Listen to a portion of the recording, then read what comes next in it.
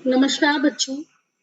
आज का हमारा विषय है पूरक पाठ्य पुस्तक संचय का पाठ 2 स्मृति, जिसके लेखक हैं श्री राम शर्मा जी। बच्चों, सबसे पहले हम लेखक परिचय जानेंगे। श्री राम शर्मा जी का जन्म 1892 ईस्वी किरथरा, उत्तर प्रदेश में हुआ। उनके द्वारा लिखित रचनाएं हैं सन 42 के संस्मरण, सेवाग्राम की डायरी, शिकार साहित्य, प्राणों का सौदा, बोलती प्रतिमा और जंगल के जीव। भाषा। श्री राम शर्मा जी ने अपनी रचनाओं में उर्दू एवं ग्रामीण शब्दों का विषय के अनुकूल प्रयोग किया है। उनकी भाषा सरल व प्रभावपूर्ण है। उनके द्वारा लिखित शैली है वर्णनात्मक शैली। अब बच्चों, हम अपने पाठ की सारांश को समझेंगे।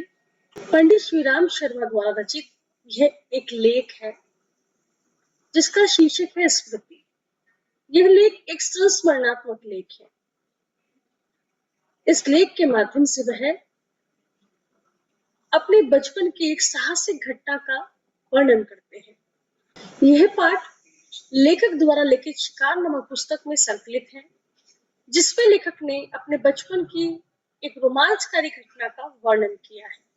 बच्चों, इस पाठ में लेखक ने अपने बचपन की एक ऐसी घटना का चित्रण किया है जो घटना बहुत ही रोमांचक है, जिसका प्रत्येक क्षण, परिस्थिति की गंभीरता और सामने आए खतरे का वर्णन पाठक को कौतूहलता व जिज्ञासा से भर देता है। इस पाठ में बताया गया है कि बच्चों की सहज जिज्ञासा एवं क्रीड़ा कैसे कैसे कभी उन्हें कठिन जोखिम यानी मुसीबत में डाल दिया करती है। इस पाठ के जो लेखक हैं श्री राम शर्मा जी, अपने बचपन में जो उन्होंने नटखटता की है, जो शरारतें की है, उसी का वर्णन वह इस पाठ में पूर्ण रूप में कर रहे हैं। अपने बचपन में किस प्रकार लेखक सांप से लड़कर चिट्ठियों का बचाव करते हैं, यह बताते हैं। बच्चों, अब हम अपनी इस कहानी को निम्न घटनाओं के माध्यम से आगे बढ़ेंगे। सबसे पहले हमारा जब पाठ शुरू होता है तो शुरू में ही लेखक अपने बचपन के परिवेश का वर्णन करते हैं। बताते हैं कि बड़े भाई के प्रति उनका किस प्रकार से विशेष आदर का भाव था व उनसे वह कितना अधिक डरते थे। भाई की आज्ञा की अवज्ञा ग्रामीण परिवेश में कभी सिखाई नहीं जाती। इस तरह वह अपने ग्रामीण संस्कारों के बारे में हमें बताते हैं। मक्खनपुर गांव की टोली की शरारतों का वर्णन करते हैं कि मक्खनपुर स्कूल के जो बच्चे हैं वह किस प्रकार मार्ग में पड़ने वाले कुएं के प्रति अपनी कौतूहलता को दिखाते हैं, और लेखक अपनी कौतूहलता के आवेश में रोजाना स्कूल से घर लौटते समय, स्कूल जाते समय रोजाना कुएं में ढेला फेंककर सांप की फुसकार को सुनने के लिए बड़े ही आनंदित रहा करते थे। बाल समूह की ये नटखटता रोजाना वह दोहराते थे और सांप की फुसकार सुन सभी साथी बड़े हर्षित होते थे। बच्चों, इसके बाद हमारी जो कहानी है वो एक नया मोड़ लेती है। किस प्रकार एकाएक एक दिन जोखिम का रूप धारण कर लेती है, ये हमें पाठ को आगे पढ़ने से पता चलेगा। भाई साहब की आज्ञा हुई कि डाक खाने में पत्र डाल आए, जिसकी जिम्मेदारी लेखक के कंधों पर है। बड़े भाई की आज्ञा की अवज्ञा की नहीं जा सकती। अपने चंचल स्वभाव के कारण उसे नटखट प्रक्रिया के चलते लेखक को लेने के देने पड़ जाते हैं। नादानी में किया गया काम किस प्रकार घातक हो सकता है, यह इस पाठ की इस रोमांचकारी घटना को पढ़ने के बाद पता चलता है।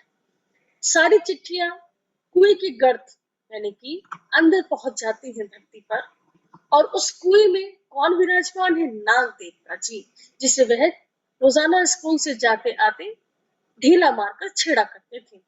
अब देखिए किस प्रकार से परिस्थिति बदल जाती है। अब इस परिस्थिति से कैसे निपटा जाए, जहां एक तरफ उनकी जिम्मेदारी है और एक तरफ उनकी जान का खतरा है। अब लेखक और उनका छोटा भाई उनके साथ है। दोनों निराश हो जाते हैं और बड़े भाई से पिटने का डर रहता है, और बेचैनी के कारण दोनों फूट फूट कर रोने लग जाते हैं।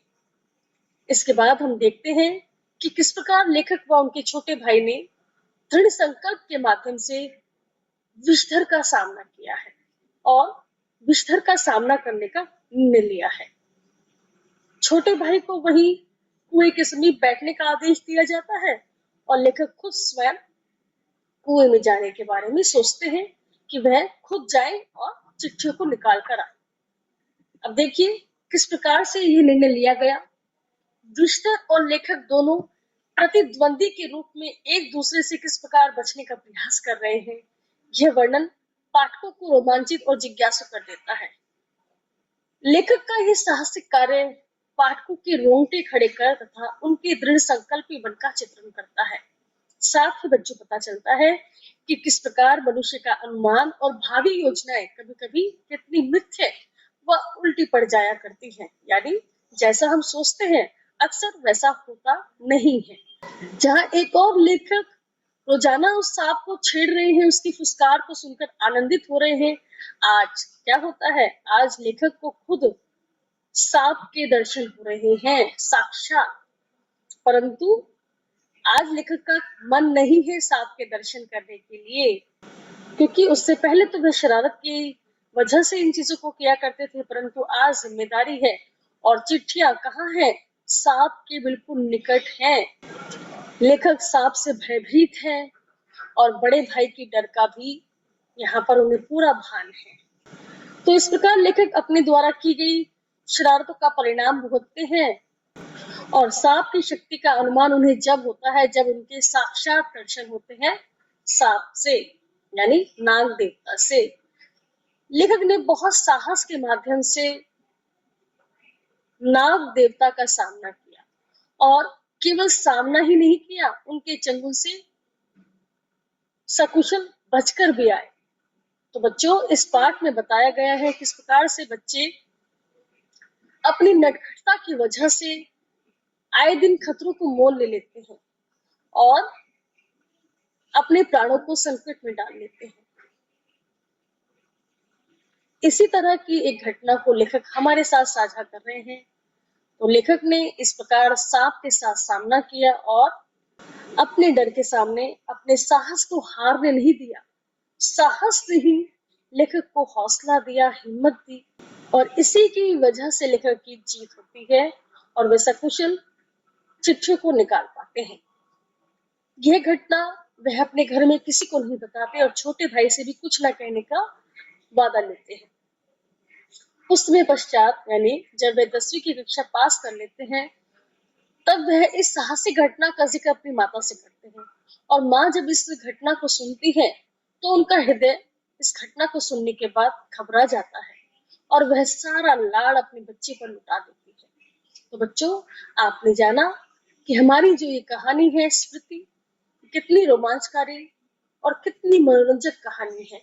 मुझे उम्मीद है जब आप इस पाठ को पूरा विस्तार से पढ़ेंगे तो आपको बहुत ही आनंद का अनुभव होगा। धन्यवाद।